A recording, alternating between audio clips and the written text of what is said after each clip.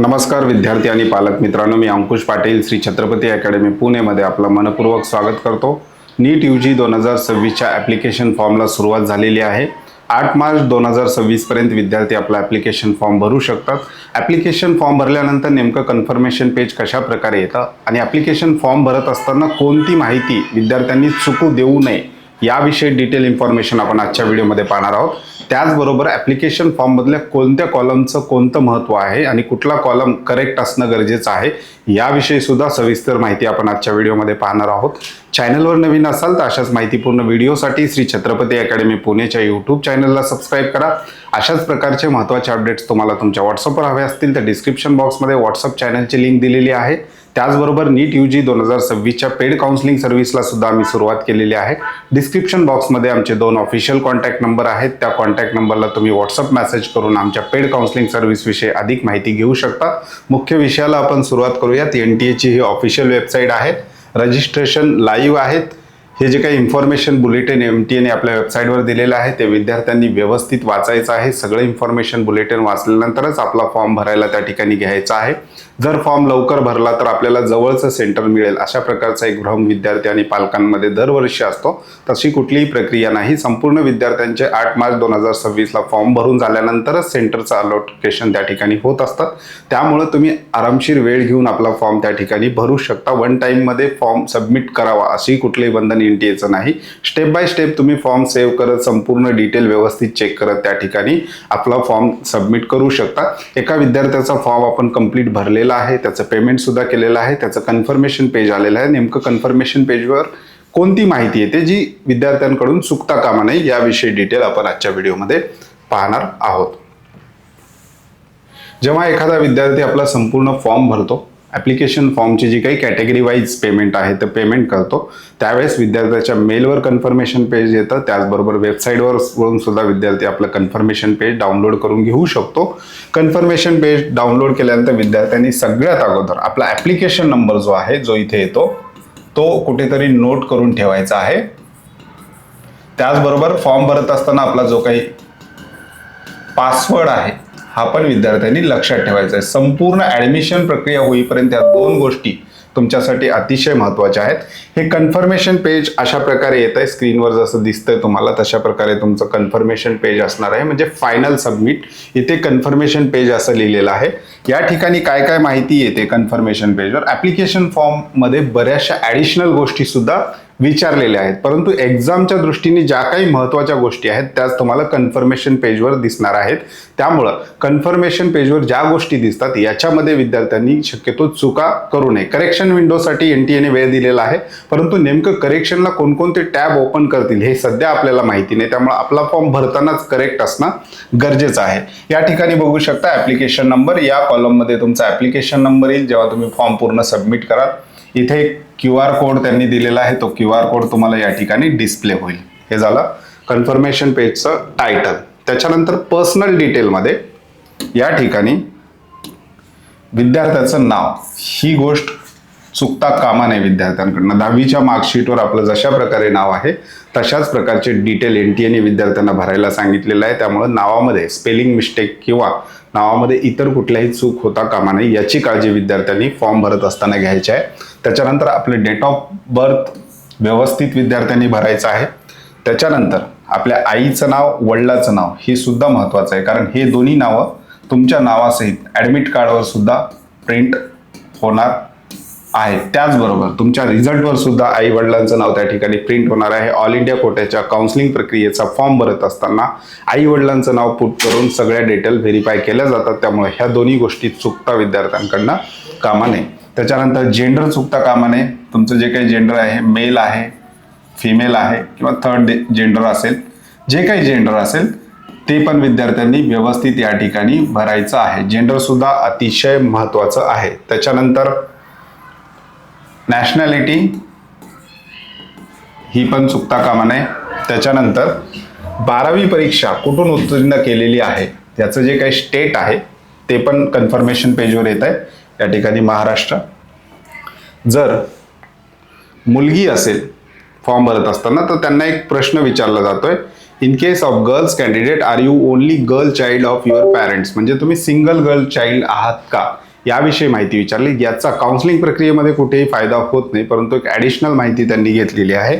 इथे जर तुम्ही एकुलत्या एक मुलगी असाल आई वडिलांची, तर तुम्ही इथे यस किंवा नो, नसेल तर नो असं ऑप्शन देऊ शकता. आपली कॅटेगरी या ठिकाणी चुकता कामा नाही. कॅटेगरी 5 कॅटेगरी आहेत. सेंट्रल लेवलचा फॉर्म आहे, जनरल आहे, जनरल EWS आहे, OBC आहे, SC आहे आणि ST आहे. आता इथे कन्फ्युजन जे आहे SCBCच्या विद्यार्थ्यांसाठी आहे. SCBCचं जे काही आरक्षण आहे ते महाराष्ट्र राज्यापुरतं मर्यादित आहे. सेंट्रलला ते आरक्षण नाही, त्यामुळे SCBC कॅटेगरी तुम्हाला सेंट्रलला दिसणार नाही. जर तुमच्याकडे सेंट्रल EWS सर्टिफिकेट असेल किंवा अप्लाय केल्याची पावती असेल सेंट्रल EWS सर्टिफिकेटची, तर तुम्ही जनरल EWS मधून फॉर्म भरू शकता. जर तुमच्याकडे पावती किंवा सेंट्रल EWS सर्टिफिकेट अवेलेबलच होत नाही, तर तुम्ही जनरलमध्ये सुद्धा फॉर्म भरू शकता. जेव्हा रिझल्ट लागेल, जेव्हा तुम्ही स्टेट कोट्याच्या काउन्सिलिंग प्रक्रियेमध्ये भाग घ्याल, त्यावेळेस तुम्हाला तुमची कॅटेगरी SCBC करता येते. म्हणजेच नंतर कॅटेगरी स्टेट कोट्याला आपल्याला चेंज करता येतात. राहिलं OBCच्या बाबतीत, महाराष्ट्र राज्यातील जे विद्यार्थी NT प्रवर्गामध्ये येतात, VJ प्रवर्गामध्ये येतात, मूळ OBC आहेत, SBC आहेत किंवा ज्यांच्या कुणबी नोंदी सापडल्या आहेत त्यांनी OBC कास्ट सर्टिफिकेट काढलेलं आहे, अशा विद्यार्थ्यांनी जर तुमच्याकडे सेंट्रल OBC सर्टिफिकेट असेल तर ते सेंट्रल OBC सर्टिफिकेटवर तुम्ही कॅटेगरी OBC चूज करू शकता. किंवा OBC सर्टिफिकेट नसेल तरी NTने एक व्यवस्थित सुविधा आपल्याला दिलेली आहे, अप्लाइड बट नॉट रिसिव्ड. म्हणजेच मी अप्लाय केलेलं आहे परंतु अजून कास्ट सर्टिफिकेट मला मिळालेलं नाही, तर त्या पावतीवर सुद्धा तुम्ही तुमचा फॉर्म सबमिट करू शकता. जर कास्ट सर्टिफिकेट असेल तर कास्ट सर्टिफिकेटचा नंबर भरायचा आहे. जर तुमच्याकडे पावती असेल तर ऍप्लिकेशनचा नंबर जो काय आहे तो भरायचा आहे. कॅटेगरी बाबत सविस्तर व्हिडिओ याच्या अगोदर सुद्धा आपण आपल्या YouTube चॅनलवर बनवलेला आहे, त्याची लिंक डिस्क्रिप्शन बॉक्समध्ये दिलेली आहे. त्याच्यानंतर इथे विचारलं, कॅटेगरी भरल्यानंतर इथे विचारलंय तुमच्याकडे कॅटेगरी सर्टिफिकेट कोणाकडून तुम्हाला इश्यू झालाय. एक तर इथे तुम्हाला live category certificate issue bye authority by government office असेल तर यस, ही सगळी माहिती. कॅटेगरी सर्टिफिकेटचा नंबर विचारलेला आहे. आता कॅटेगरी सर्टिफिकेटचा नंबर कुठला भरायचा आहे, तर आपलं कॅटेगरी सर्टिफिकेट जर आपण बघितलं त्याच्यावर आउटवर्ड नंबर अशा प्रकारचा एक नंबर असतो, तो भरू शकता किंवा सर्टिफिकेटवरचा कुठलाही एखादा नंबर तुम्ही त्या ठिकाणी फिल करू शकता. त्याचबरोबर कॅटेगरी सर्टिफिकेट कधी मिळालंय त्याची डेट विचारलेली आहे. सर्टिफिकेटच्या शेवटी त्याची डेट तुम्हाला दिसेल आणि कोण ऑथराईज आहे ज्यांनी तुम्हाला कॅटेगरी सर्टिफिकेट दिलंय. तर इथे तहसीलदार असू शकतात, SDO असू शकतात, सब डिव्हिजनल ऑफिसर असू शकतात किंवा काही जणांनी कलेक्टर ऑफिसमधून काढला असेल तर कलेक्टर ऑफिस भरू शकता. ती माहिती तेवढी इम्पॉर्टंट नाही की कुठून मिळालंय. या ठिकाणी जनरली SDO सब डिव्हिजनल ऑफिसर हे सेंट्रलचं सर्टिफिकेट देत असतात. त्याच्यानंतर इथे ऑथॉरिटी विचारलेली, एक तर तुमचं SDO येईल किंवा तहसीलदारकडून तुम्ही काढलेलं असेल ती माहिती. त्याच्यानंतर निवास की जगा, अर्बन रुरल, ही माहिती ॲडिशनल त्यांनी या ठिकाणी घेतलेली आहे. त्याचा परिणाम तुमच्या पेपरवर कुठल्याही प्रकारे होणार नाही. फॅमिली इन्कम या ठिकाणी विचारलेला आहे. जनरली इन्कम सर्टिफिकेटची आवश्यकता नाही. जर तुम्ही इन्कम भरलं तर इन्कम सर्टिफिकेट तुम्हाला मागत नाही. तुम्ही जनरली तुमचं जेवढं इन्कम आहे ते त्या ठिकाणी भरू शकता. ॲडमिशनला जेव्हा आपण इन्कम सर्टिफिकेटचा जेव्हा विचार करतो तर एप्रिल 2026 नंतरचं इन्कम सर्टिफिकेट ॲडमिशनला लागत असतं. त्यामुळं आता इन्कम सर्टिफिकेट नाही काढलं तरी जनरली डिस्कस करून फॅमिली इन्कम किती भरायचे त्याचे स्लॉट दिलेले आहेत, ते तुम्ही तेवढं त्या ठिकाणी भरू शकता. डायबिटीजबद्दल एक प्रश्न विचारलेला आहे, मधुमेह आहे का वगैरे. असेल तर येस करा, नसेल तर नो करा. ज्यांना डायबिटीज आहे त्यांना सेंटरवर थोड्याशा ॲडिशनल सुविधा दिल्या जातात. औषधी जे आहे ते घेऊन जाण्याची परवानगी त्या ठिकाणी विद्यार्थ्यांना मिळत असते. थोडीशी ॲडिशनल सर्व्हिस त्या विद्यार्थ्यांना त्या ठिकाणी त्यांच्या मधुमेह असण्यामुळं त्यांना मिळू शकते. तर त्या बाबतीत तुम्हाला क्वेश्चन विचारलाय, ते सुद्धा कन्फर्मेशन पेजवर माहिती NTने घेतलेली आहे. मायनॉरिटी आहात का, मायनॉरिटी आहात का असा प्रश्न विचारला आहे. जनरली 3 प्रकारच्या मायनॉरिटी या ठिकाणी NT हा प्रश्न विचारण्यामागे 3 प्रकारच्या मायनॉरिटी असू शकतात. एक आहे मुस्लिम मायनॉरिटी, सिख, जैन.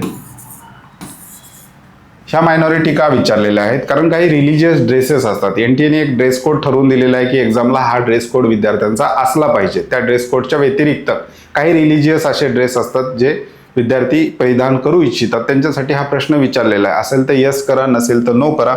त्याचबरोबर या ठिकाणी कंट्री रेसिडन्स विचारलेला आहे, इंडिया येईल, आणि तुम्ही नीटचं प्रिपरेशन कशा प्रकारे केलेलं आहे, सेल्फ स्टडी, कोचिंग क्लासेस वगैरे, ही ॲडिशनल माहिती त्याच्यामध्ये आपल्याला पाहायला मिळते. त्याच्यानंतर या ठिकाणी विचारलंय की नीट NTAने जे ठरवून ड्रेस कोड दिलेला आहे त्याच्या विपरीत म्हणजे त्याच्या अगेन्स्ट एखादा ड्रेस कोड तुम्हाला घालायचा आहे का. म्हणजे उदाहरणार्थ एखादा सिख कम्युनिटीचा स्टुडंट आहे तर त्याला पगडी वगैरे ह्या सगळ्या गोष्टी घालून जायच्या आहेत का, परिधान करून जायच्या आहेत का, असेल तर तो विद्यार्थी यस करेल, किंवा NTA ड्रेस कोड आहे तो फॉलो करणार असेल तर त्या ठिकाणी नो करणार आहे. म्हणजेच तुम्हाला ड्रेस कोड ठरवून दिलेला आहे, त्यामध्ये शक्यतो सगळ्या विद्यार्थ्यांनी जाणं एक्झामला कम्फर्टेबल असणार आहे. जर तुमचं रिलिजियस फेथ असेल तर तुम्ही त्या अशा प्रकारची सुविधा NTA तुम्हाला या ठिकाणी दिलेली आहे. आयडेंटिटी व्हेरीफाईड, या ठिकाणी तुम्हाला आयडेंटिटीसाठी आधार कार्ड, जर आधार व्यतिरिक्त अन्य ऑप्शन दिलेले आहेत, पॅन कार्ड दिलेलं आहे, किंवा कुठलंही असं गव्हर्नमेंट डॉक्युमेंट ज्याच्यावर विद्यार्थ्याचा फोटो आहे, अशा प्रकारचं गव्हर्नमेंट डॉक्युमेंट तुम्ही या ठिकाणी वापरू शकता. अपार ID विषय विचारलाय, असेल तर यस करायचं, नसेल तर नो. अपार ID काही कंपल्सरी या ठिकाणी केलेली नाही. ही एक चांगली गोष्ट आहे की अपार ID असायलाच पाहिजे, अशा प्रकारचं कुठलंही हे NTA विद्यार्थ्यांवर बर्डन टाकलेलं नाही. PWD अपंग किंवा दिव्यांग असाल का, त्याबद्दलचं विचारलेलं आहे. जर यस करणारा विद्यार्थी असेल तर त्याला विचारलं जातं तुमच्याकडं PWD सर्टिफिकेट आहे का, म्हणजे जिल्हा रुग्णालयातून काढलेलं PWD सर्टिफिकेट आहे का, किंवा UDID कार्ड आहे का, त्यावरून ते विद्यार्थी ती माहिती भरू शकतात. सगळ्यात महत्त्वाची जी माहिती आहे, परीक्षा का चयन करे, सिलेक्ट फॉर एक्झाम याविषयी. एकदा आपण नीटची एक्झाम हे ऑटोमॅटिक येईल. प्रश्नपत्र माध्यम, क्वेश्चन पेपर मीडियम इंग्लिश, या ठिकाणी आपल्याला 2-3 ऑप्शन पाहायला मिळतील. एक आहे इंग्लिश, दुसरा आहे हिंदी, तिसरा आहे मराठी. ज्या विद्यार्थ्यांनी इंग्लिश असा ऑप्शन निवडलेला आहे, अशा विद्यार्थ्यांना क्वेश्चन पेपर एकाच भाषेत मिळणार आहे, इंग्लिशमध्येच मिळणार आहे. परंतु एखादा विद्यार्थी मराठी चूज करू इच्छित असेल तर त्या विद्यार्थ्याला ड्युअल लँग्वेज पेपर मिळतो. म्हणजे एका साईडला इंग्लिश तर कंपल्सरी असणारच आहे, कुठलीही भाषा निवडा, आणि दुसऱ्या बाजूला त्याच क्वेश्चनचं ट्रान्सलेशन मराठीमध्ये, म्हणजेच ड्युअल लँग्वेज. काही विद्यार्थी ड्युअल लँग्वेज यासाठी निवडतात की तिथे तुम्हाला काही एक्स्ट्रा पेजेस प्रॅक्टिससाठी मिळावे, त्यासाठी ड्युअल लँग्वेज वापरतात. परंतु शक्यतो विद्यार्थ्यांनी आपली प्रॅक्टिस ज्याच्यामध्ये आहे अशीच भाषा पेपरसाठी निवडणं जास्त बेटर आहे. तो एक महत्त्वाचा मुद्दा. आणि सेंटरसाठी चॉईस दिलेले आहेत की तुम्ही प्रेफरन्स कुठल्या शहरामध्ये एक्झाम देण्यासाठी करतायत. असे 3 सेंटर आपल्याला द्यायचे आहेत. नियरेस्ट टू लॉंगेस्ट अशा प्रकारचे सेंटर विद्यार्थ्यांनी या ठिकाणी भरायचे आहे. लवकरात लवकर आपल्याला कुठलं सेंटर, म्हणजे कुठल्या जिल्ह्यातला आपण जिल्ह्यात पोहोचू शकतो त्या ठिकाणावर, असे सेंटर विद्यार्थ्यांनी या ठिकाणी भरायचे आहेत. आता सेंटर जे आहेत ते ॲड्रेसच्या बेसिसवर दिलेले आहेत. परमनंट ॲड्रेस त्या ठिकाणी विचारलेला आहे, रेसिडेन्शियल ॲड्रेस त्या ठिकाणी विचारलेला आहे. एखाद्या विद्यार्थ्याला फक्त महाराष्ट्रामध्येच एक्झाम द्यायची तर त्यांनी दोन्ही ॲड्रेस सेम महाराष्ट्रातले टाकले तरी चालेल. परंतु एखाद्या विद्यार्थ्याने ड्युअल स्टेट ऑप्शन घ्यायचं आहे तर अशा विद्यार्थ्यांनी काय करायला पाहिजे, एका ॲड्रेसमध्ये महाराष्ट्र आणि समजा कोट्याला असेल तर दुसऱ्या ॲड्रेसमध्ये गुजरात टाकू शकतो तो, आणि गुजरातचे जे काही ऑप्शन आहेत ते त्या ठिकाणी त्याला ओपन होतात. परंतु शक्यतो महाराष्ट्र राज्यातील विद्यार्थी जर महाराष्ट्रच पेपर करत असेल तर महाराष्ट्र राज्यातला जो काही ॲड्रेस भरलेला आहे तो तुम्ही दोन्ही ठिकाणी एकच वापरून या ठिकाणी सेंटरचे ऑप्शन घेऊ शकता. त्याच्यानंतर 10वी-12वीची डिटेल विचारलेले आहे. 10वी-12वीचं मार्कशीटवर आपल्याला हे सगळी माहिती आहे, त्यामुळं हे सगळे डिटेल आपल्याला व्यवस्थित भरायचे. इथे मात्र या ठिकाणी 12वीचे डिटेल भरत असताना कोड जो आहे, क्वालिफिकेशन कोड 1, 2, 3 असे ऑप्शन येतात. Code 1, code 2, code 3. जास्त डीपमध्ये जाण्याची गरज नाही. विद्यार्थी जर फ्रेशर असेल, पहिल्यांदा नीट देत असेल तर तो कोड 1 टाकेल. विद्यार्थी रिपीटर असेल तर कोड 2 टाकेल. एखाद्या विद्यार्थ्यांनी कुठेतरी ॲडमिशन पार्शियली घेतलेलं आहे, फार्मसीला घेतलंय, BMS ला घेतलंय, BDS ला घेतलंय, किंवा वेटरनरीला घेतलंय, किंवा कुठल्या तरी एखाद्या सायन्स कोर्सला ॲडमिशन घेतलेलं आहे आणि आता त्याला नीट द्यायचे असेल तर त्याही विद्यार्थ्यांनी कोड 2 चूज केला तरी त्याचा एक्झामवर कुठलाही परिणाम होणार नाही. 2 कोड लक्षात ठेवा. फ्रेशर असाल तर 1, जर तुम्ही रिपीटर असाल, पुन्हा दुसऱ्यांदा नीट देत असाल तर त्या विद्यार्थ्यांनी, किंवा तिसऱ्यांदा नीट देत असाल तर त्यांनी कोड 2 यूज त्या ठिकाणी करायचा आहे. 2च कोड त्या ठिकाणी पाहायचे. बाकी डिटेल कोडमध्ये जाण्याची आवश्यकता नाही. 1 किंवा 2 मध्ये तुम्ही वापरू शकता. ट्विन्स बद्दल म्हणजे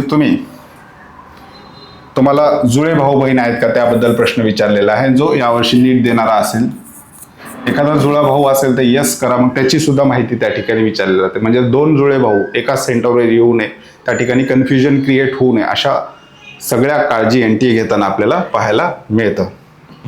त्याच्यानंतर याच्या अगोदर तुम्ही कधी नीट दिली आहे का, असेल तर यस, नसेल तर नो. यस केलं तर किती अटेम्प्ट दिले, अशा प्रकारची माहिती त्या ठिकाणी आहे. आणि तुमचं जन्मस्थान विचारलेलं आहे. कन्फर्मेशन पेजचं पहिलं पेज या ठिकाणी संपलेलं आहे. दुसऱ्या पेजवर प्रेझेंट ॲड्रेस आणि परमनंट ॲड्रेस, तुमचा जो काही ॲड्रेस तुम्ही भरणार आहात तो तुम्हाला या ठिकाणी भरायचा. या ठिकाणी ॲड्रेसमध्ये किंवा या सगळ्या गोष्टीमध्ये 2 गोष्टी अतिशय महत्त्वाच्या आहेत. एक आहे तुमचा मोबाईल नंबर, रजिस्ट्रेशन करताना जो तुम्ही वापरणार आहात, किंवा ईमेल ID. हे 2 व्यक्तींचे द्यायचे. एक स्वतः विद्यार्थी, एक तर माता किंवा पिता, आई किंवा वडील यांच्यापैकी. हे दोन्ही गोष्टी विद्यार्थ्यांनी स्वतःच्याच वापरायच्या आहेत, स्वतःच्याच आई वडिलांच्या वापरायच्या आहेत. दुसरा कोणाचाही नंबर विद्यार्थ्यांनी वापरायचा नाही. हा नंबर थ्रूआउट संपूर्ण प्रवेश प्रक्रिया होईपर्यंत तुमच्याकडे चालू असणं गरजेचं आहे. दोन्ही ईमेल ID आणि मोबाईल नंबर. त्याच्यामुळं ह्या गोष्टी देत असताना अतिशय काळजी घ्यायची. जर तुम्ही पासवर्ड विसरलात तरी मोबाईल नंबरवर OTP घेऊन तुम्हाला रिकवर करता येतं. ॲप्लिकेशन नंबर जरी विसरला तरी मोबाईल नंबर किंवा ईमेलवर OTP देऊन तुम्हाला रिकवर करता येतं. परंतु तुम्हाला ज्या वेळी गरज पडेल त्यावेळी तुम्हाला OTP सहज अवेलेबल होईल अशा व्यक्तीचाच नंबर विद्यार्थ्यांनी किंवा ईमेल ID या ठिकाणी दोन्ही ठिकाणी वापरायचा आहे. त्याच्यानंतर शेवटी इथे डॉक्युमेंट्स अपलोडिंग केल्यानंतर शेवटी सगळं पेमेंट वगैरे झाल्यानंतर इथे विद्यार्थ्याचा फोटो येतो, जो फोटोग्राफ आपल्याला अपलोड करायला सांगितलेला आहे. इथे विद्यार्थ्याचे 10 बोटाचे ठसे येतात, थंब इम्प्रेशन. आणि यावर्षी थोडासा बदल NTA ने केलेला लाईव्ह फोटोग्राफचा. इथे विद्यार्थ्याची साईन येते. साईनच्या बाबतीत आणखी एक काळजी घ्यायची, एकदम सिंपल साईन ठेवायची.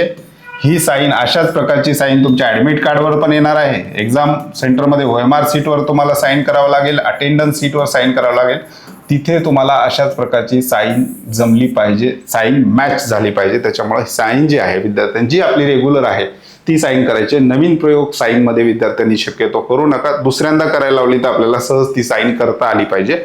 अशा प्रकारची साईन विद्यार्थ्यांनी या ठिकाणी ठेवायचा. आणि इकडे लाईव्ह फोटोग्राफ, लाईव्ह फोटो जो आहे वेबकॅमनी किंवा QR स्कॅन करून त्या ठिकाणी लाईव्ह फोटोग्राफ विद्यार्थ्यांना देता येतो. अशा प्रकारचं हे कन्फर्मेशन पेज आहे. एवढी माहिती जी आहे ती NTA च्या दृष्टीने महत्त्वाची आहे, ज्यांनी कन्फर्मेशन पेजवर दिलेली आहे. आता याच्यातली काही 40% माहिती तुमच्या ॲडमिट कार्डवर सुद्धा येणार आहेत. त्याच्यामध्ये पर्सनल डिटेल वगैरे सगळं येणार आहे. तर अशा प्रकारचं कन्फर्मेशन पेज, एकदा पेमेंट केल्यानंतर तुमच्या मेल ID वर तुम्हाला कन्फर्मेशन पेज मिळतं. त्याचबरोबर तुम्ही डाउनलोड करून सुद्धा ठेवू शकता. याची व्यवस्थित 2 ते 3 कलर प्रिंट विद्यार्थ्यांनी ठेवायचं आहे. पुढील ॲडमिशन प्रक्रियेसाठी हे पेज सुद्धा अतिशय महत्त्वाचं आहे. याची काळजी विद्यार्थ्यांनी त्या ठिकाणी घ्यायची.